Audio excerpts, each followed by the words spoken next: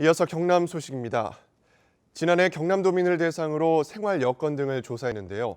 도민 10명 가운데 4명이 3년 전보다 생활 여건이 좋아졌다고 생각했고, 은퇴 이후에 일을 해서 스스로 생활비를 마련하는 비율도 꾸준히 는 것으로 나타났습니다. 보도에 손원혁 기자입니다. 지난해 사회조사 결과 도민 40.7%가 생활 여건이 3년 전보다 전반적으로 좋아졌다고 답했습니다. 지난 2013년 조사 때보다 9.1%포인트 늘어난 수치입니다. 나빠졌다는 비율은 14%로 8.7%포인트 감소했습니다. 원하는 복지 서비스에는 나이대별로 당면한 고민이 담겨 있습니다. 20살에서 29살 청년층의 경우 절반 가까이가 고용 지원 서비스를 늘려야 한다고 답했습니다. 30대는 보육, 교육 지원 서비스를 가장 원했는데 40, 50대에서 20대처럼 고용 관련 복지를 가장 필요하다고 꼽았다는 게 눈여겨볼 일입니다. 경기 상황과 고용 여건이 반영된 결과로 풀이됩니다. 60살 이상 생활비 마련 방법에 대한 변화도 눈에 띄는데요. 10명 가운데 7명이 본인이나 배우자가 스스로 해결하고 있는 것으로 나타났습니다. 이 수치는 지난 2009년부터 꾸준히 증가했는데 이번에는 증가폭이 8.9%포인트로 컸습니다. 특히 은퇴 뒤인 60살에서 64살을 보면 직접 일을 하는 비율이 지난 조사 때보다 13.9%포인트나 증가했습니다. 자녀나 친척으로부터 생활비 도움을 받는 비율은 6년 전의 절반 가까이로 감소했습니다. 경제적으로 이렇게 소득들이 줄어들기 때문에 부모들한테 지원하는 금액들이 조금 줄지 않나 그런 어떤 판단을 해볼 수가 있습니다. 또 경남도민의 절반 가까운 44.3%가 자신의 소득에 만족하지 못한 것으로 조사된 반면 만족하는 비율은 11.6%에 그친 것으로 나타났습니다. KBS 뉴스 손원혁입니다. 남해안에는 천혜의 비경을 자랑하는 섬이 많아서 유람선 이용객이 많은데요. 그만큼 해상 안전사고 위험도 높아서 대규모 사고가 발생하면 긴급한 대처가 필요합니다. 사고 대비 훈련 현장을 조미령 기자가 다녀왔습니다. 통영항에서 장사도로 향하던 유람선에서 불이 난 것을 가장한 인명 구조 훈련. 놀란 승객 15명은 바다로 추락합니다. 화재가 크게 결동되고 있습니다. 빨리 좀 도와주십시오.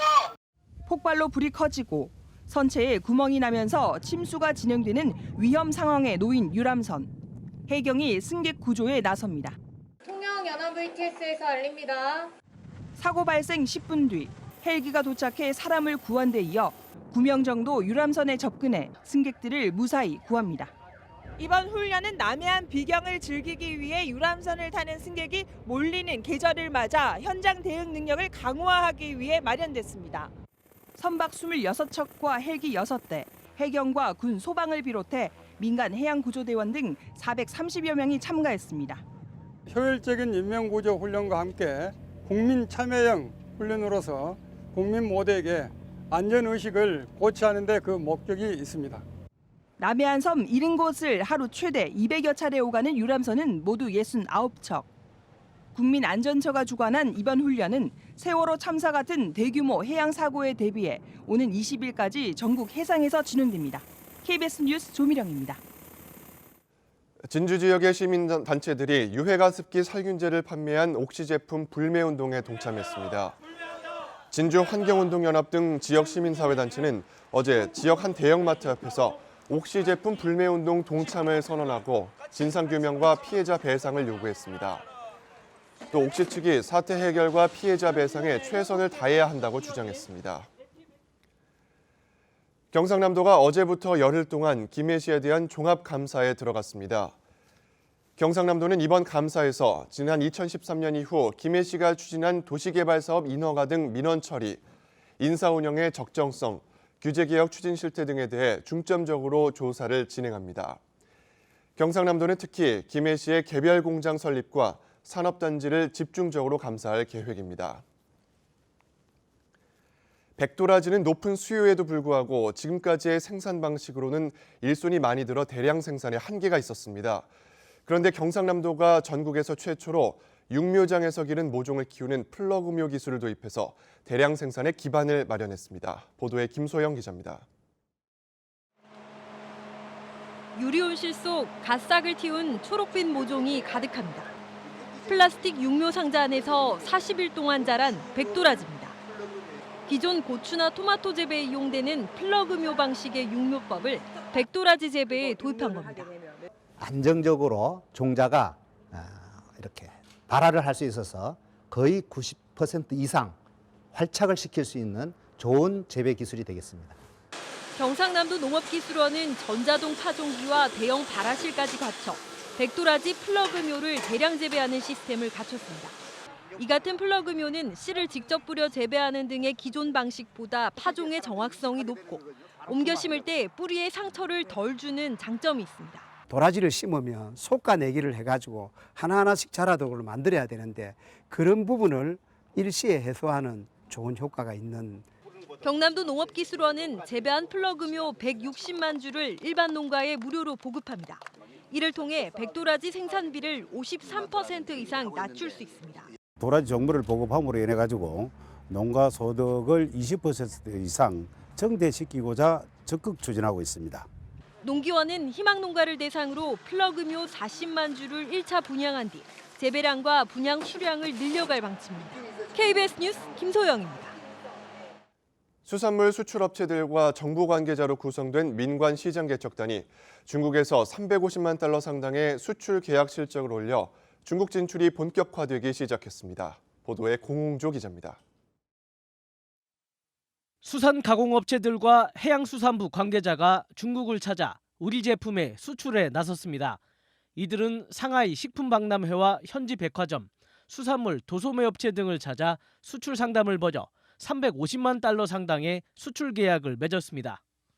那么在食品的安全性方面，也是相对比较好的。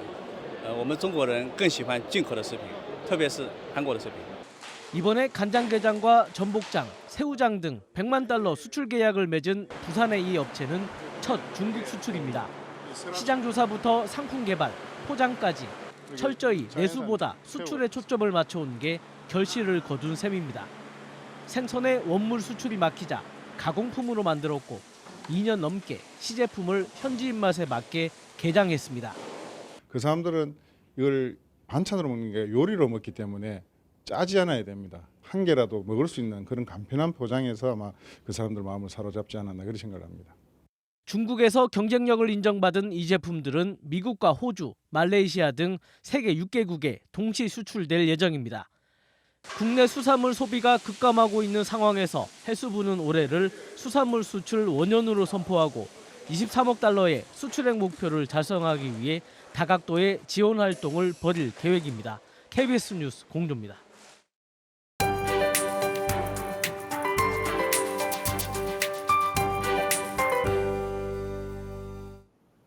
여름 느낌이 물씬 나고 있습니다. 오늘은 어제보다 기온이 더 오르면서 창원 27도, 밀양은 30도까지 올라 7월 상순의 기온을 보이겠습니다.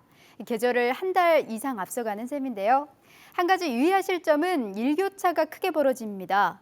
출근길에는 다소 쌀쌀한 만큼 감기 걸리지 않도록 건강관리에 신경 쓰셔야겠습니다. 오늘은 서해상에 위치한 고기압의 영향을 받겠습니다. 전국에 맑은 하늘이 드러나 있고요. 대기질도 깨끗합니다. 미세먼지 농도는 보통 수준으로 예상됩니다.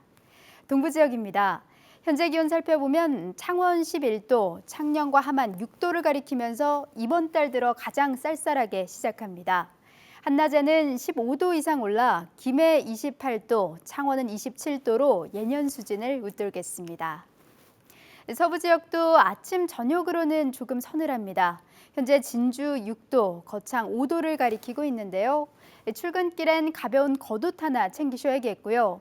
낮 기온은 함양 29도, 산청과 진주 28도로 어제보다 4, 5도가량 높겠습니다.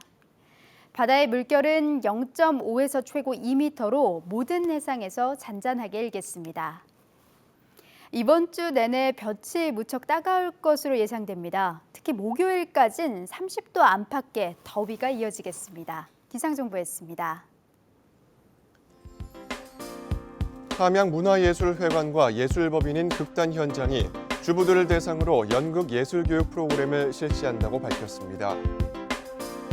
거창경찰서가 가정폭력으로 인해 상처받은 자녀들을 위해서 지역 전문가와 아동복지단체 종사자 등으로 구성된 가정폭력자녀 케어단을 발족했습니다. 거제시가 준덕면에 90억 원가량을 들여 오는 2020년까지 꽃길과 정원, 고려민속촌 등을 갖춘 청마 테마파크를 조성한다고 밝혔습니다. 양산시가 지난해 취약계층 아동을 위해서 운영한 드림스타트 사업에서 최우수 지자체로 선정돼 대통령상을 받았습니다. 경남교육청은 대학 수학교육학회와 수학교육 개선을 위한 양해각서를 체결했습니다.